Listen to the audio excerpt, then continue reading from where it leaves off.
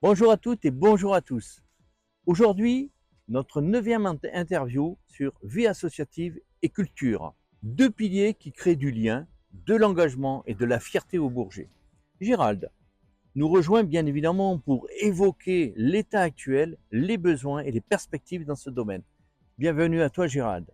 Ma question 1. Quel est l'état actuel du tissu associatif et culturel dans notre ville et que pourrait faire la mairie pour aider à se développer davantage? Bonjour à toutes, bonjour à tous.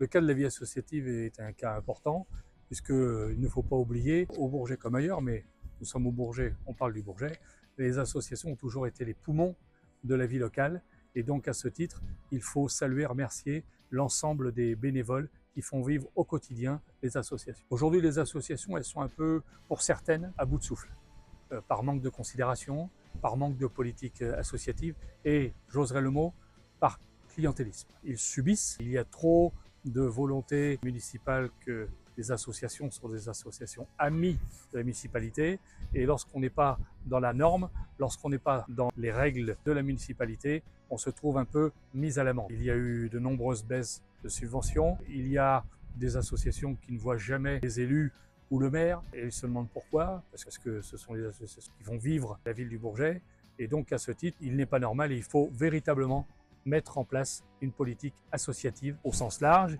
Il peut y avoir une politique dite sportive, une politique culturelle, mais dans tous les cas, c'est une politique en direction des associations. Écoute Gérald, tu m'amènes directement avec ta réponse sur le rôle des associations.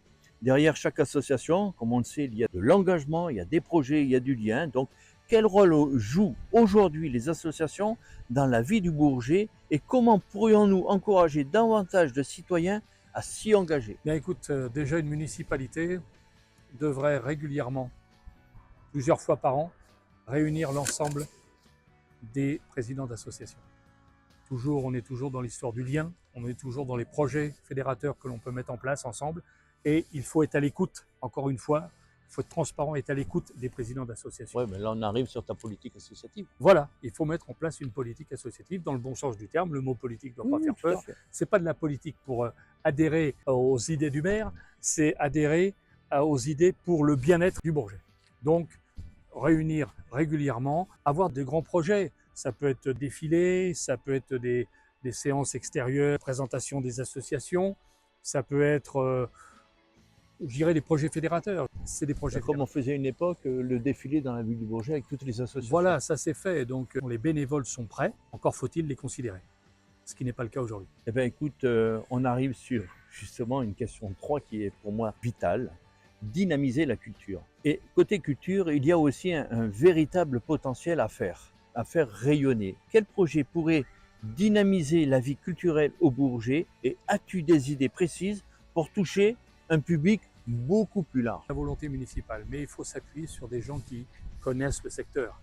Il y a des associations culturelles qui sont là depuis longtemps. Certaines sont là depuis plus de 60 ans. Les différents bénévoles sont passés, mais la structure est là, l'âme est là. Il faut les préserver, il faut les soutenir, il faut les aider. Ça passe par la subvention municipale, mais pas que.